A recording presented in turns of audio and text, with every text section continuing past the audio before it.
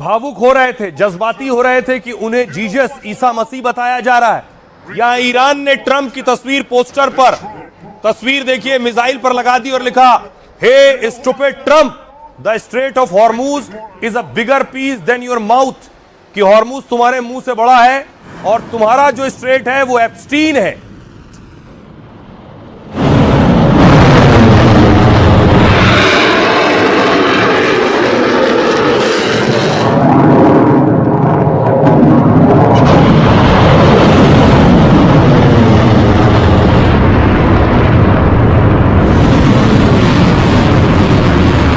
Hey Trump, you're fired like a pharaoh.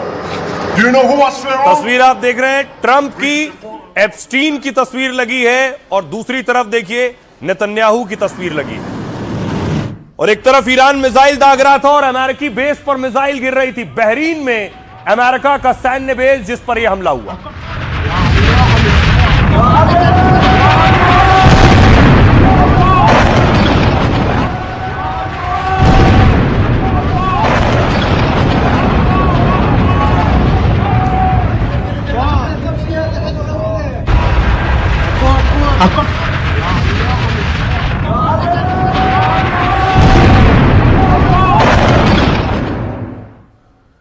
और ईरानी हमले के दौर में ट्रंप जिस दौर से गुजर रहे हैं, इससे पहले भी प्रार्थना करवा चुके हैं।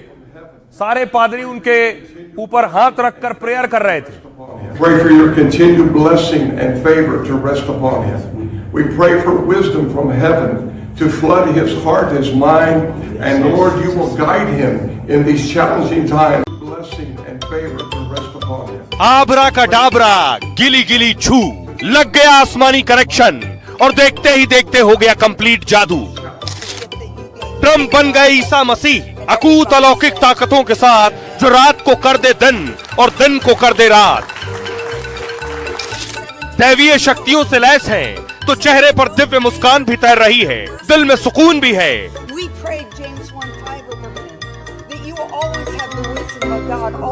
जब आंखें मूंद लेते हैं तो नजरों के सामने हथियारों के साथ जुम्बा रुम्बा की तस्वीरें तैरने लगती हैं, उलाला उलाला होने लगता है।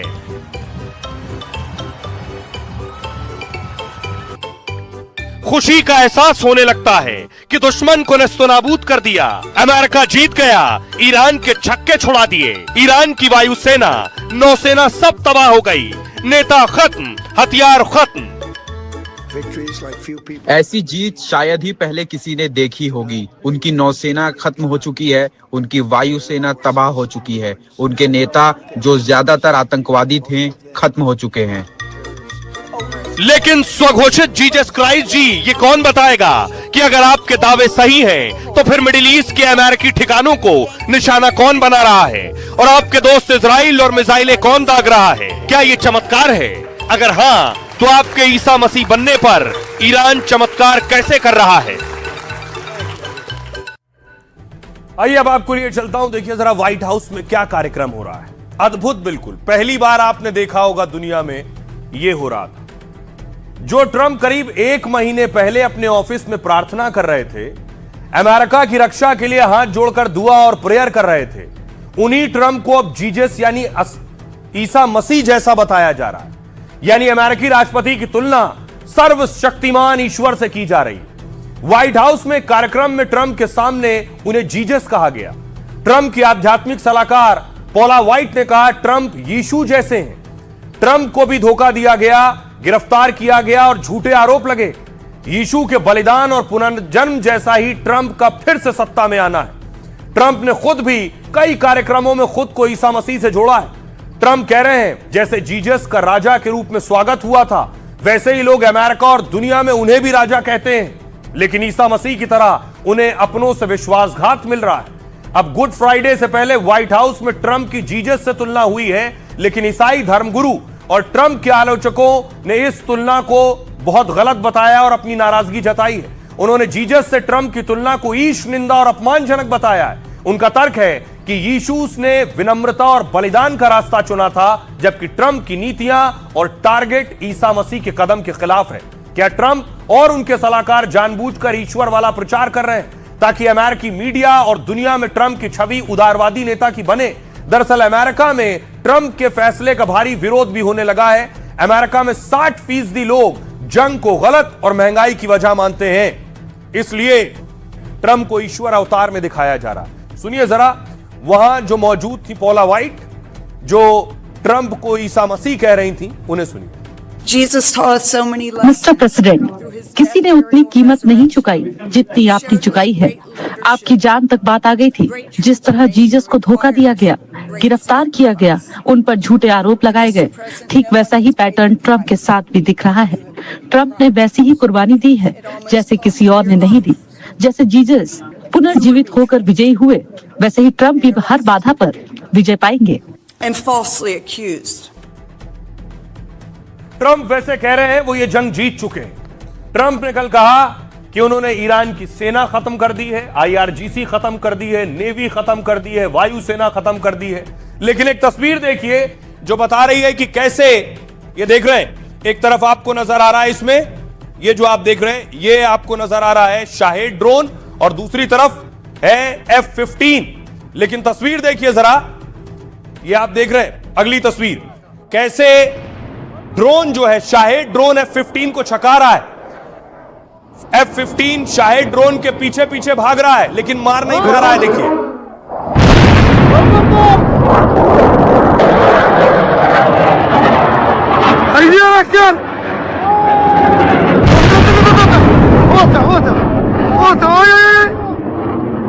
अल्लाह अकबर। तस्वीर देख रहे हैं, F-15 देखिए हवा में शाहेद ड्रोन को मारने गया था, लेकिन शाहेद ड्रोन को पकड़ नहीं पाया, शाहेद ड्रोन निकल गया। सोचिए, कुछ लाख रुपए का शाहेद ड्रोन है और करोड़ों रुपए का F-15 है जो शाहेद ड्रोन को नहीं मार पा रहा।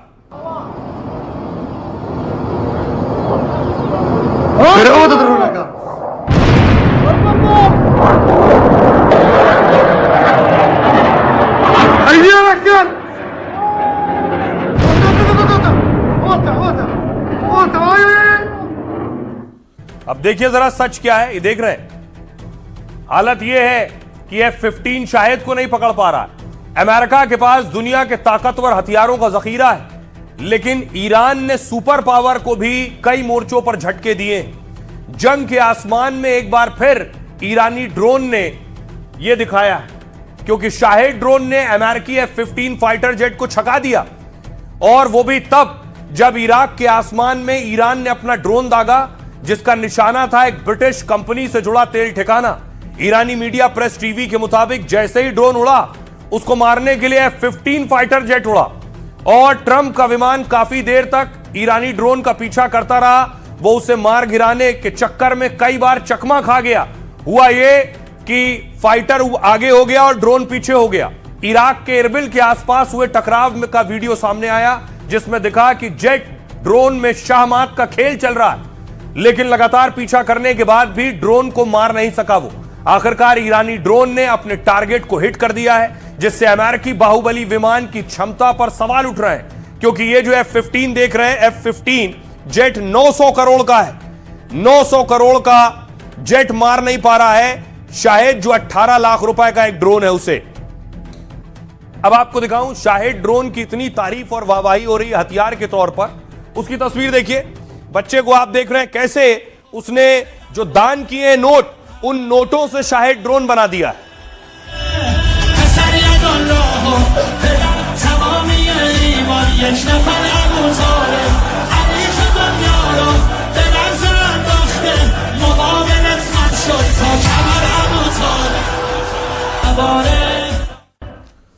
अब शाहेद ड्रोन ईरान की ताकत बन गया है। सुनिए जरा डिफेंस एक्सपर्ट्स क्या कह रहे हैं, टीपी त्यागी साहब को सुनिए।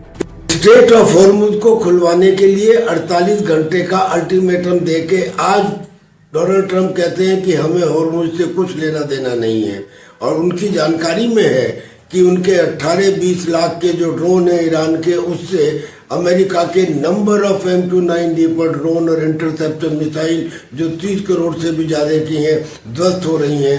तो अब उनका ये कहना कि हम अगले 2-3 हफ्ते में ईरान पे बहुत बड़ा हमला करेंगे, यानी केवल प्रेशर टैक्टिक्स है, ग्राउंड ऑपरेशंस नहीं है। अब देखिए सवाल यह है कि शाहेद ड्रोन ने कैसे छका दिया है, यानी अभी भी जो ईरानी हथियार हैं वो मुश्किल बने हुए हैं। तस्वीर देखिए जरा, अमेरिका दावा कर रहा है उसने ईरान पर अटैक किया, इस्फहान पर यह अटैक है। यहां बड़ा मिसाइल ठिकाना भी था ईरान का।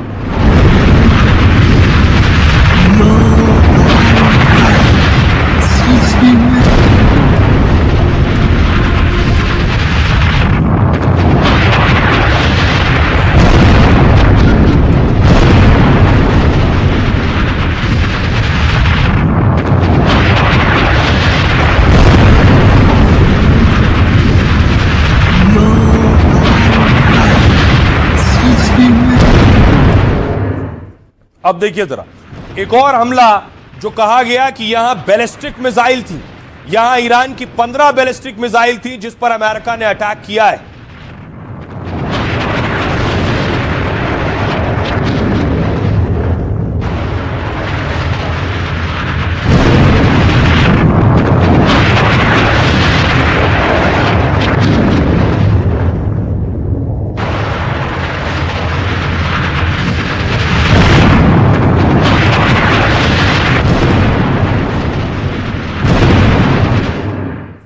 अमेरिका कह रहा है कि हमने ईरान के सारे हथियार तबाह कर दिए, लेकिन ईरान ने तो तस्वीर जारी कर दी है ड्रोन सिटी की, कि उनके ड्रोन सिटी तो अभी भी वैसा ही है। अंदर देखिए, इस ड्रोन के शहर में चारों तरफ आपको ड्रोन नजर आ रहे हैं।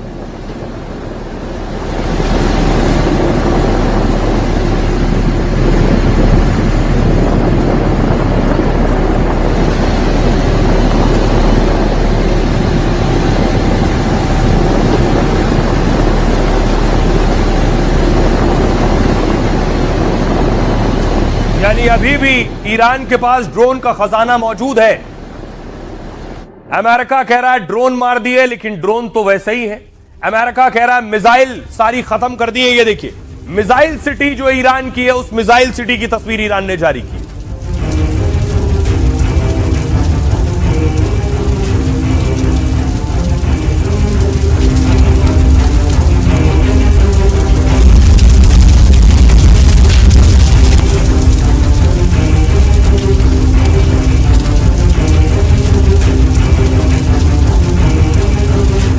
अब आपने देखी मिसाइल सिटी भी देखी और ड्रोन सिटी भी देखी। अब ट्रंप के दावे, ट्रंप ने 19 मिनट तक अपने देश के नाम संबोधन दिया, लेकिन वो नई बातें करने के बजाय पुरानी बातें दोहराते रहे।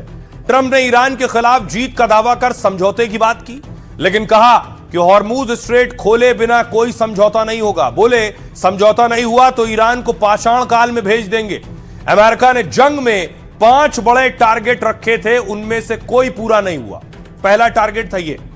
दावा था कि ट्रंप ने कहा कि ईरान को एटमी ताकत नहीं बनने दूंगा, लेकिन सच यह है कि अमेरिका ने ईरान के न्यूक्लियर ठिकानों पर हमले तो किए, लेकिन ईरान के पास अभी भी उच्च स्तर का यूरेनियम मौजूद है।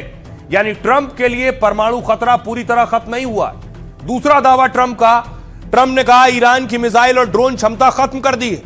सच यह है, ईरान लगातार मिसाइल और ड्रोन हमले कर रहा है।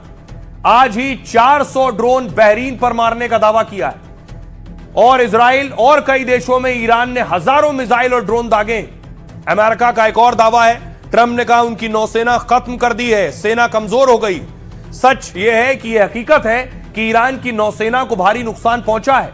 अमेरिका ने कहा कि ईरान के 155 जहाज नष्ट कर दिए हैं, बावजूद इसके समंदर और हॉर्मूज स्ट्रेट में ईरानी नेवी हमलावर है। IRGC के कई कमांडर मारे गए, लेकिन वो अभी भी हमले कर रहे हैं। एक और दावा है अमेरिका का और ट्रंप का, ट्रंप ने ईरान में सत्ता परिवर्तन का टारगेट लेकर चले थे। हकीकत यह है कि सुप्रीम लीडर खमनेई तो मारे गए, लेकिन ईरान में तख्ता पलट नहीं हुआ, सत्ता अभी भी कायम है। नई लीडरशिप भी सख्त रुख वाली मानी जा रही है। ईरान कमजोर हुआ, लेकिन हार मानने को तैयार नहीं है। एक और दावा ट्रंप ने किया कि अमेरिका को ईरान में जंग में जीत मिल गई है। सच यह है कि अमेरिका इजराइल मिलकर अब तक ईरान को झुका नहीं पाए। ये अकेला ईरान एक साथ कई देशों को दहला रहा है। बिना गारंटी के ईरान युद्ध विराम को भी राजी नहीं है। अब सुनिए जरा, लेकिन ट्रंप खुद ही हवाई दावे और बातें कर रहे हैं। क्या कह रहे हैं? going to hit them. Iran को हम पाषाण युग में वापस भेज देंगे जहां वो पहले थे। उन्हें पता नहीं, लेकिन हम अगले 2-3 हफ्तों में उन पर जबरदस्त प्रहार करने वाले हैं। हमारे पास सारे कार्ड्स हैं, ईरान के पास कुछ भी नहीं। हम 32 दिनों से सैन्य अभियान में हैं और उन्हें पूरी तरह बर्बाद कर चुके हैं। अब वो मिडिल ईस्ट का सबसे बड़ा खतरा नहीं रहेंगे। हमारे पास बच्चों के भविष्य में पूरी तरह निवेश कर रहे हैं। अब देखिए जरा, ट्रंप आए, दुनिया के सामने कभी भी आते हैं, कुछ भी बोलते हैं, लेकिन उसका नुकसान दुनिया पर होता है। नुकसान ये हो रहा है कि लाखों करोड़ रुपए स्वाहा हो गए उनके 2 शब्द बोलते ही। क्या हुआ? ट्रंप के ऐलान से 25 मिनट में 550 अरब स्वाहा हो गया। ईरान जंग पर ट्रंप के ताजा बयान ने दुनिया भर के बाजारों में सुनामी ला दी। सबसे पहले कच्चे तेल का भाव $106 प्रति बैरल पार पहुंच गया। फिर तो 25 मिनट के अंदर निवेशकों और मार्केट में डर का ऐसा माहौल बना कि दुनिया भर में $550 अरब यानी करीब 46 लाख करोड़ रुपए स्वाहा हो गया। जैसे भारत में देखिए क्या हुआ, जंग बढ़ने के डर से भारत का शेयर बाजार खुलते ही धड़ाम हो गया। एक वक्त ये 2% गिरावट के साथ 71,545 के स्तर पर पहुंच गया था। सेंसेक्स करीब 1500 अंक और निफ्टी 450 अंक से ज्यादा टूट गया। बड़े नुकसान के डर से विदेशी निवेशक अपना पैसा निकालने लगे। विदेशी निवेशकों ने 8,000 करोड़ रुपए से ज्यादा निकाले तो टेंशन बढ़ गई और कुछ ही घंटों में 10 लाख करोड़ रुपए की संपत्ति स्वाहा हो गई। बाद में रुपए में मजबूती आई तो बाजार संभला और 73,000 के पार पहुंचा। सोने में आज 3,000 और चांदी में 13,000 रुपए की गिरावट आई है। ईरान जंग से 34 दिन में सोना 16,000 रुपए और चांदी 42,000 रुपए सस्ती हुई। चीन में देखिए क्या हुआ। ट्रंप के बोलने के बाद चीन के सभी शेयर बाजारों में गिरावट दर्ज की गई। शंघाई कंपोजिट इंडेक्स में करीब 0.74% की गिरावट आई है। शेनझेन कंपोजिट इंडेक्स में 1.6 तक गिर गया है। जापान में देखिए शेयर बाजार में ट्रंप के ऐलान से कोहराम मच गया। निक्केई 225 में 1276 अंकों से ज्यादा की गिरावट दर्ज की गई है। मतलब जापान के शेयर बाजार में 2.76% से ज्यादा की कमी आई। विदेशी निवेशकों ने 88,000 करोड़ से ज्यादा के पैसे निकाले। 2008 के बाद जापान में सबसे बड़ा आर्थिक संकट दिख रहा है। अब अमेरिका की बात करिए। ट्रंप के बयान से अमेरिकी शेयर बाजार में भारी गिरावट आई। डाउ जोन्स करीब 1.5% और नेस्डेक 2% तक लुढ़क गए। अमेरिकी बाजार में साल की सबसे बड़ी गिरावट आई है और इसे करीब 20 लाख करोड़ के नुकसान की आशंका है और यहां से 20 लाख करोड़ से ज्यादा का नुकसान भी हो सकता है। सुनिए जरा, ये जो हालात हैं, बाजार ऊपर नीचे हो रहा है ट्रंप के ऐलान के साथ, अमेरिका की प्रतिक्रिया के साथ। सुनिए सियासतदान क्या कह रहे हैं। साथियों, कुछ लोग वेस्ट एशिया के इस कॉन्फ्लिक्ट के कारण कई तरह झूठ फैलाकर पैनिक फैलाना चाहते हैं। न तो देश में पेट्रोल डीजल की कमी है, न तो कुकिंग गैस सिलेंडर की कमी है और भारत इस किसी भी एनर्जी क्राइसिस से निपटने के लिए पूरी तरह से तैयार है। हमारी नेवी स्ट्रेट ऑफ हार्मुज से भारतीय टैंकरों को सुरक्षित तरीके से निकाल रही है। जो एसेंशियल सप्लाईज हैं, फ्यूल सप्लाईज हैं, इन चीजों की कमी नहीं है। अगले कम से कम 10 दिन 15 दिन के लिए हमारे पास हर चीज की सप्लाई मौजूद है। अब अगर ये जंग ज्यादा देर चली और मुल्क में इन चीजों की कमी शुरू हुई तो जाहिर सी बात है उसका असर हम पे भी पड़ेगा। कहीं गैस की कमी नहीं है, पेट्रोल डीजल मिल रहा है, कठिनाइयां है, समस्याएं है, फिर भी उसके बावजूद हमारी सरकार ने जो नीतियां अपनाई है उसके कारण आम आदमियों को किसी प्रकार की तकलीफ नहीं है और लोगों को रोष नहीं है। और इंटरनेशनल लेवल पर जब हम हमारी एनर्जी क्राइसिस में हम 86% इंपोर्ट करते हैं तो नेचुरली उसमें अड़चने तो है। सिलेंडर की मारा मारी जारी है। सिलेंडर का ब्लैक डबल और ट्रिपल हो गया। 2000 तक सिलेंडर बिक रहे हैं। जो मजदूर 18-18, 20-20 एक कमरे में मुश्किल से लेटते थे, खाना बनाते थे, उनकी हालत खराब है, पलायन कर रहे हैं वो। तो प्रधानमंत्री जी क्या इंतजाम किया है? रूमर फैलाने का कोशिश, अफवाह फैलाने की कोशिश कर रहे हैं। यही जगह में खड़े होकर राहुल गांधी ने क्या बयान दिया था? राहुल गांधी ने कहा था 2 दिन में पेट्रोल डीजल सब खाली हो जाएगा। सारे हमारे जो पड़ोसी देश है और बाकी देशों में इतना रिस्ट्रिक्शन, इतना पाबंदी सब लगाए, हमारा देश में सब कुछ ठीक ठाक चल रहा है। इस बड़ी जंग के बीच क्या इजराइल के टारगेट कुछ और है? इजराइल की सेना लेबनान में घुस गई है, जमीनी लड़ाई लड़ रही है, बॉर्डर पार करते हुए अंदर दाखिल हो गई है लेबनान में, अंदर 8 किलोमीटर अंदर तक घुस गई है, कई गांवों में कब्जा कर लिया।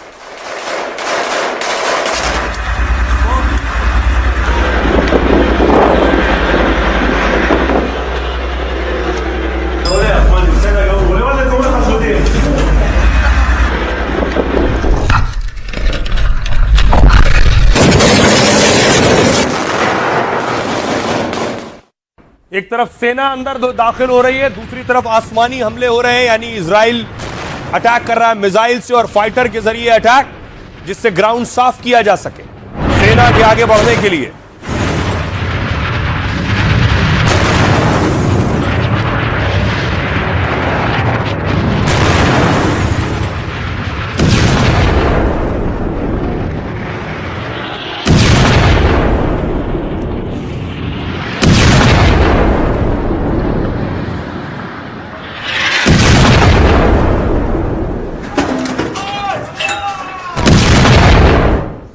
और इन सारे हमलों से क्या हुआ कि लेबनान की जो सेना थी वो पीछे भाग रही है। आप देख रहे हैं टैंक्स, सेना को पीछे भागना पड़ रहा है।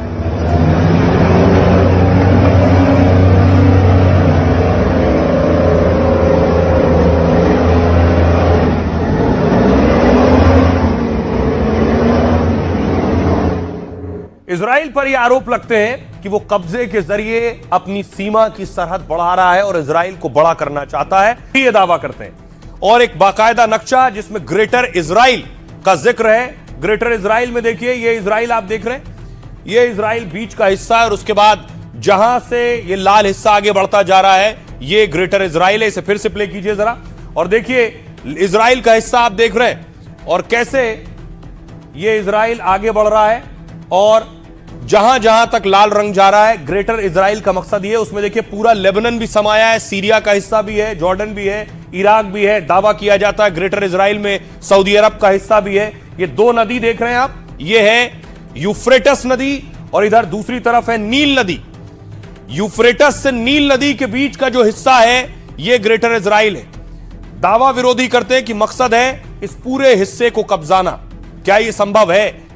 यह प्लान कहां से आया है और इसे कैसे लागू करने और इंप्लीमेंट करने की कोशिश इजराइल करता है, इसमें सच कितना है आपको बताऊं।